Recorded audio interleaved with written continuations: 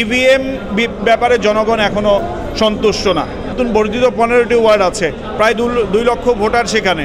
এই যে ভোটার যারা আছেন এরা তো ইভিএম কি জীবনে দেখেই নাই। ভোট দিবে মানুষ 5 বছরের জন্য দিবে, প্রতিদিন তো আর ভোট দেবে না। এখন যত সুন্দর কথাই বলেন না কেন, মানুষ আশ্বস্ত হবে না। এখানে ইভিএম যে বিষয়টা এখনও আছে, লেভেল প্লেইং ফিল্ডের কথা তো বলেইছি, আমার অতীতেই বলা যে লেভেল প্লেইং ফিল্ড এখনও নাই। এটাকে বাস্তবায়ন করা তাদের দায়িত্ব যারা নির্বাচন পরিচালনায় আছেন। এখানে আমার কর্মীদের উপরে হামলা করা হচ্ছে, অফিসে বারবার ম্যাজিস্ট্রেট হয়রানি করছেন, প্রচারপত্র ছিঁড়ে ফেলা হচ্ছে, আবার এগুলোর অভিযোগ দিতে আমার মাইকিং ভেঙে ফেলা হচ্ছে, অভিযোগ দিতে গেলে সেগুলো অভিযোগগুলো নেওয়া হচ্ছে না। এবং এখানে এত সুন্দরভাবে যদি উত্তর যেগুলো যত শব্দই সুন্দরভাবেই বলেন না কেন, ইভিএম ব্যাপারে জনগণ এখনও সন্তুষ্ট না। সন্তোষজনক কোনো কথাই ইভিএম বিষয়ে বলা যাচ্ছে না। পাবলিক এখনও ইভিএমকে 14 তারিখ থেকে ওনারা ইভিএমের প্রদর্শন শুরু করবেন।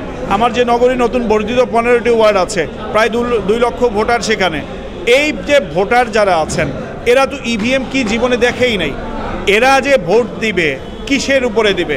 আপনি 5 দিন প্রচারণা চালাবেন, এই 5 দিনে পুরা এই মানুষগুলোকে প্রশিক্ষিত করা সম্ভব কিনা?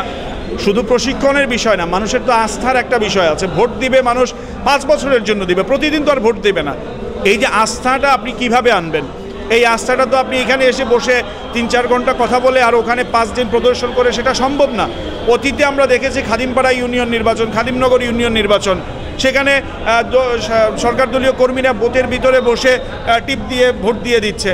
তাহলে এই যে কথা বিষয়গুলো, এগুলো যতক্ষণ পর্যন্ত ওনারা বন্ধ না করতে পারবেন ততক্ষণ যত সুন্দর কথাই বলেন না কেন, মানুষ আশ্বস্ত হবে না।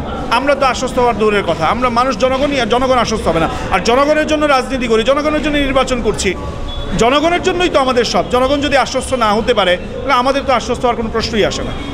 যেহেতু প্রধান নির্বাচনের কথাও আপনি আশ্বস্ত হতে পারছেন না সুষ্ঠু নির্বাচন নিয়ে, সেক্ষেত্রে আপনি এখন লিখিত কোনো অভিযোগ নির্বাচন কমিশনের কাছে করবেন? আমরা আশা করছি ওনারা যেহেতু আজকে আমাদেরকে কিছু বক্তব্য শুনিয়ে গেছেন, 2-1 দিন আমরা দেখি কি পরিবেশ পরিস্থিতি। ওনারা যদি ওনাদের কথা অনুযায়ী সেটা পরিবেশ আমাদেরকে ওইভাবে উপস্থাপন করতে পারেন তাহলে হয়তো বা আমরা কিছুটা আশ্বস্ত হতে পারবো। এবং আজকে প্রধান নির্বাচন কমিশনার এসেছেন, তিনি কথা বলেছেন।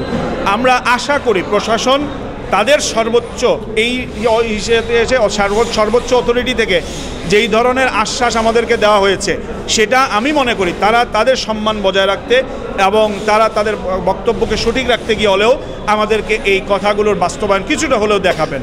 আমরা সেটার অপেক্ষায় আছি।